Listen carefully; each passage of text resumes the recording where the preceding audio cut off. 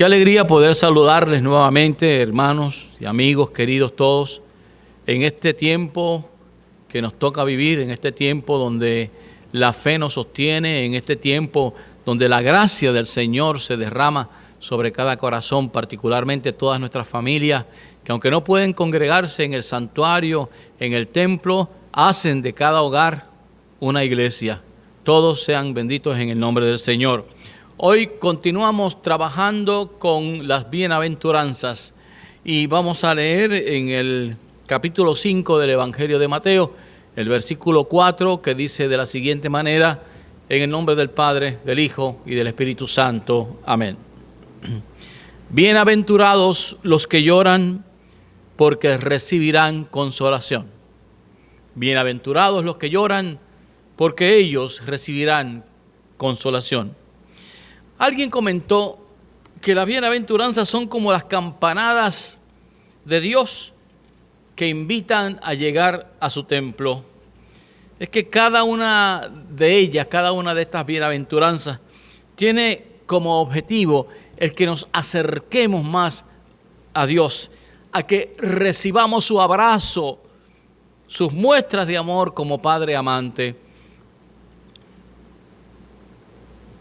Hemos visto cómo aquella multitud estaba escuchando atentamente y el Señor, lejos de estar aleccionándoles, lejos de estar diciéndole o señalándole cualquier cosa, aprovecha el momento para consolarles, aprovecha el momento para decirle lo bueno y maravilloso que es el amor de Dios.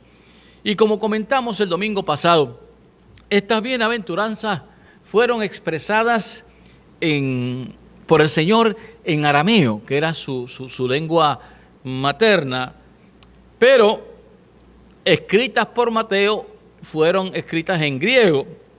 Y ya que estudiamos el significado de bienaventurados la vez pasada, asheré, qué dichoso es, qué bendecido es, debemos reconocer también lo que significa llorar, porque esta es la clave de esta bienaventuranza de este día. Bienaventurados los que lloran, porque recibirán consolación. El lloro, mis hermanos y hermanas, es un sentimiento. Es una expresión universal. Lloramos de tristeza, lloramos de alegría, lloramos de rabia. Y en griego, que es la lengua en que está escrita este evangelio, hay 13 palabras para expresar llanto y 5 para expresar lamento. Aquí se usa, cuando Mateo escribe y redacta lo que sucedió en aquel monte de las bienaventuranzas, la palabra y el término que utiliza Mateo es penteo. Esa palabra, en este caso, significa lamentar, pero lamentar de una manera intensa. Es como estar de luto, como alguien que pierde a un ser muy amado. Llorar aquí es el llanto desconsolado de alguien que pierde a un ser muy amado, que pierde algo irreparable. Y es el término más fuerte en griego para llorar. De todas estas 13 palabras, el término más fuerte que describe más intensamente el lloro es esta. En la Septuaginta, que es la versión en griego del Antiguo Testamento, se usa cuando Jacob llora y lamenta al pensar que su hijo José ha muerto. Eso es en Génesis capítulo 37, versículo 34. Y ese llorar se define como la pena que uno no puede ocultar y que va más allá de sentir dolor en el corazón. Ese es el dolor que tiene que salir, que tiene que manifestarse en un llanto grande, en un llanto profundo. Cuando alguien de nosotros dice, está inconsolable esa persona, cuando el corazón sufre de esa manera, entonces encontramos en nuestro Señor ese consuelo que nos dice al alma, aquí estoy para consolarte, aquí estoy para estar contigo. Esa tercera persona de la Trinidad, el Paracletos, el Consolador, el Espíritu Santo Consolador. Los árabes tienen un dicho que reza así, dice, donde hay sol siempre habrá un desierto, dando a entender que este sentimiento es universal. Y no hay duda, mis hermanos, que hay momentos en la vida donde todo parece árido, momentos en la vida donde todo parece seco, parece sin vida, por la soledad, por la traición, por el abandono, por la impotencia de no poder cambiar las cosas y ese dolor en todas sus manifestaciones, la depresión, el vacío del alma, el cansancio, la desesperación, la frustración de intentar mejorar las cosas una y otra vez y sentirse sin fuerzas, todas ellas tienen una respuesta en el corazón amante del Señor. Hay una reacción por parte nuestra, el llanto profundo e intenso, pero Dios nos dice en este tiempo, bienaventurados los que lloran, bienaventurados los que lamentan, bienaventurados los que están de luto, porque ellos serán consolados. Bendito sea su nombre. El llanto es la lluvia que hace crecer en el desierto de nuestras vidas los frutos que nos devuelven la bendición de sentirnos amados por Dios. No hay duda que cuando estamos muy tristes, más dependemos de Dios, más necesitamos de su presencia.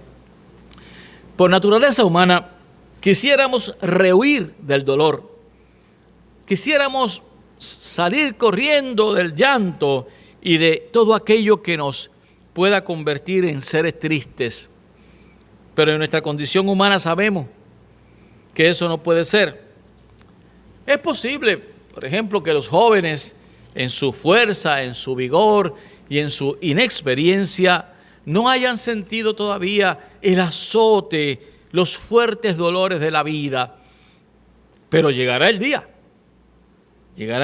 en que entenderán de lo que estamos hablando desde este púlpito.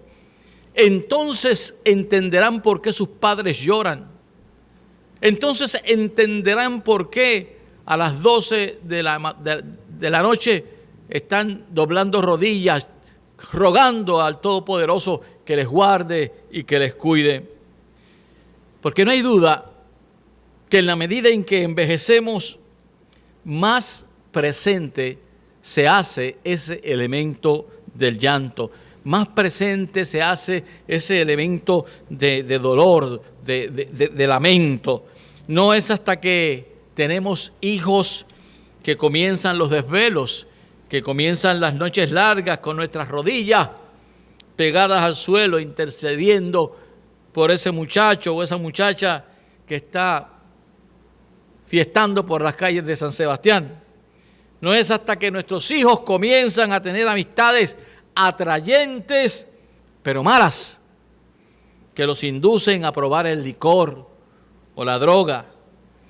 No es hasta que nos llaman a las 3 de la mañana del cuartel para hablarnos de ese accidente.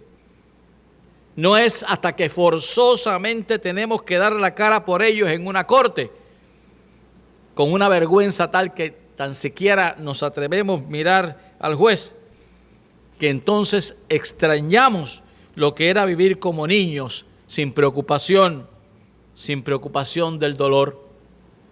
Este mundo, que es uno aparatoso y traicionero, querámoslo o no, habrá de aportar los ingredientes para que lloremos y para que lamentemos. Cuando ya nada ni nadie nos puede consolar, solo Dios, a través de la palabra de su Hijo y por la intervención del Espíritu Santo, nos dice: aquí estoy para poner mi mano sobre tu hombro. Aquí estoy para darte la serenidad que necesitas. Aquí estoy para darte fortaleza. Por otro lado, el dolor es en el dolor y es en la necesidad que sabemos quiénes son verdaderamente nuestros amigos. Es en la necesidad y en el dolor que sabemos quiénes son verdaderamente nuestros hermanos. Porque no son ángeles del cielo quienes nos consolarán. No es una manifestación celestial que aparezca en el cortinaje de los cielos. Somos nosotros mismos los instrumentos de Dios para consolar a nuestros hermanos y hermanas. Me llama la atención la diferencia que hay entre el pasaje de Mateo, capítulo 11, versículos 28 y 30, y el que leemos hoy. En Mateo 11, escuchamos al Señor decir: vengan a mí los que están cansados y trabajados, que yo los haré descansar. El Señor invita a los cansados, a los trabajados, que Él se va a encargar de hacerlos descansar. Nuestra bienaventuranza de hoy no dice que aquellos que lloran recibirán consolación del Señor. Lo que dice es que serán consolados. ¿Me explico? O sea, no es lo mismo algo que va a pasar en algún momento a que van a ser consolados, van a ser sostenidos. Quiero aportar una nota de simpatía por nuestros hermanos católicos y lo que hacen cuando un familiar muere. Es algo muy hermoso lo que hacen. Sus vecinos y amigos le visitan las próximas 9 noches. Están allí con ellos, llenando en parte el vacío que deja quien partió. Olvídese del rezo, olvídese de las letanías. Están allí y están haciendo presencia, están consolando, y debemos aprender de ellos. Muy cerca de nuestras playas, nuestros hermanos haitianos lloran, y es un llanto desesperado. Han perdido casa, seres amados, con esta pandemia todo, tormentas, terremotos. Y es ahora cuando la nobleza del ser humano sale al escenario. Este es un país pobre, un país supersticioso, un país abusado, un país iliterato, del cual hasta ahora no nos acordábamos, pero están ahí. Y la promesa del Señor también es para ellos. Pero basta con que haya un dolor de tal magnitud para que nos convirtamos en agentes especiales de consolación. Esos hermanos y hermanas serán bienaventurados, porque aquí estamos nosotros para consolarles. Dios obrará en ellos a través de usted, a través de mí, porque en última instancia, ¿qué significa ser cristiano? Ser cristiano significa seguir a Cristo, imitar a Cristo. ¿Por qué menciono esto? Porque precisamente septiembre y octubre es el tiempo de misiones en nuestra iglesia y debemos ya acordarnos de manera muy especial de estos nuestros hermanos. Ser cristiano significa ser un Cristo. Él lo dio todo por nosotros y nos invita a despojarnos de la capa que tenemos para abrigar ese hermano que siente frío. Tengo que recordarle que Dios nos bendice tanto y tanto y tanto. Y muchas veces como que se nos olvida de este detalle.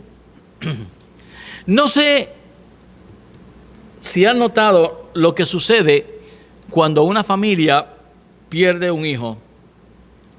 Tan pronto se enteran de que otra familia ha pasado por igual situación, son ellos los primeros que están allí para consolar. Se trata entonces de demostrar que entendemos el dolor, porque en menor o en mayor grado sabemos de llanto y sabemos de tristeza. La gente que ha pasado por momentos difíciles es más sensible al dolor ajeno. Esta bienaventuranza también significa: bienaventurado aquel que llora solidariamente por sus hermanos. Bienaventurado aquel que se preocupa por el dolor de otros, porque estos también tendrán su galardón y en el momento de dolor Dios se acordará de ellos. Finalmente, no debe haber duda de lo que Jesús quiere comunicarnos desde la trascendencia de sus palabras. Hay algo que va más allá del sufrimiento humano, porque este al fin y a la postre acabará al morir. La mayor bienaventuranza, el mejor consuelo aquí contenido, supera el nivel de nuestra humanidad, trasciende a otro plano más sublime y más serio. Es un mensaje para aquel o aquella que sufre desesperadamente por sus pecados y por saber de su poco valor y su insuficiencia ante la eternidad.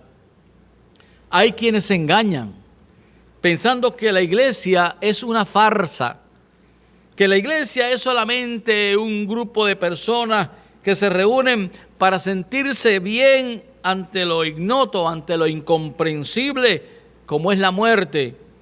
Otros atacan la iglesia por ser enajenante y otros lo atacan por la iglesia dice que se lucra de la miseria de unos para enriquecer a otros. Hay quienes ven la iglesia como un club, como una sociedad de ayuda.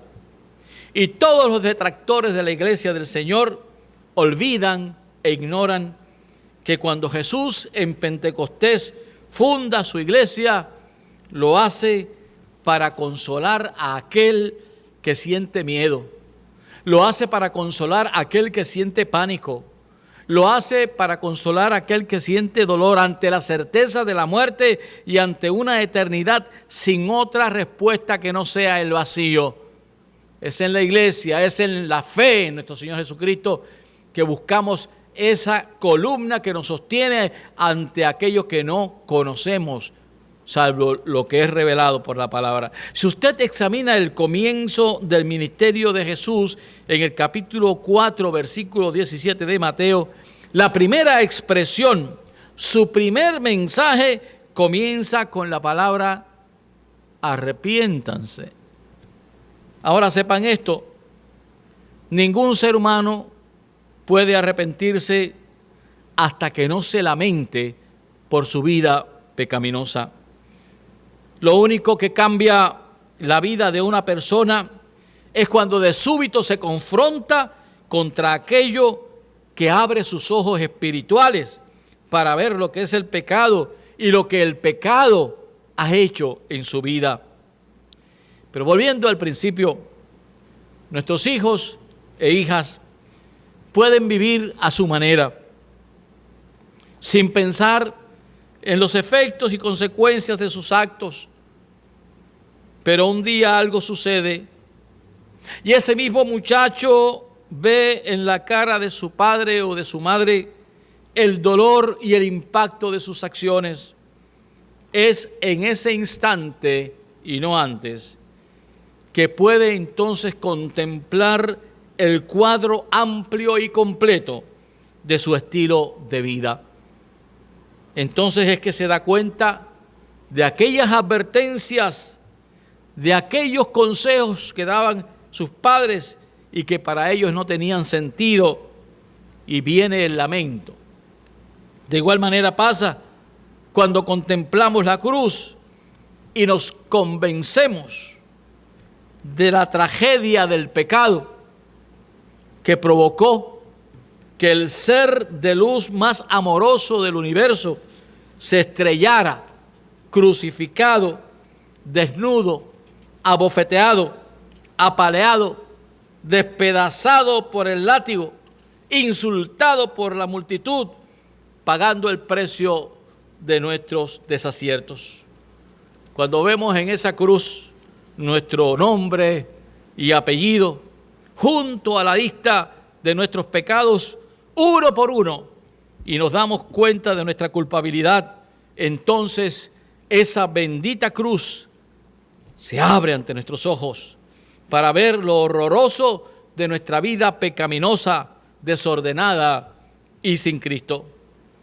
Cuando el hombre o la mujer entiende, cuando el hombre o la mujer cree, conciencia y experimenta el dolor del pecado, llega a su vida la agonía de saberse impuro, llega a su vida la agonía de saberse culpable, llega a su vida la agonía de saber que ha obrado mal.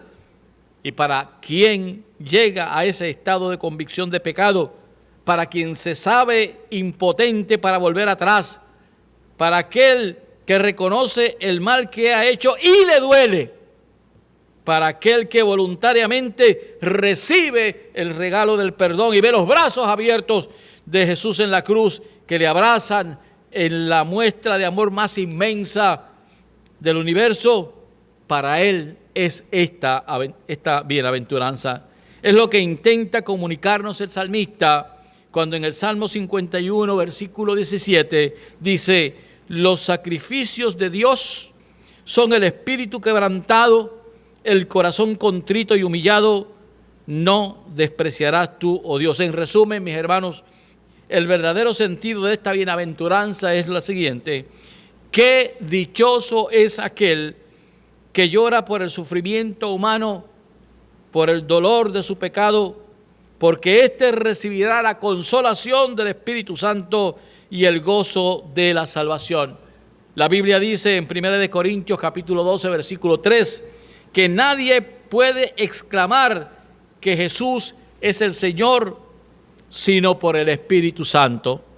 Rogamos pues al Señor que podamos llorar nuestro pecado para recibir la consolación del Espíritu Santo, para ser salvados de la ira venidera y estar en la lista de los bienaventurados.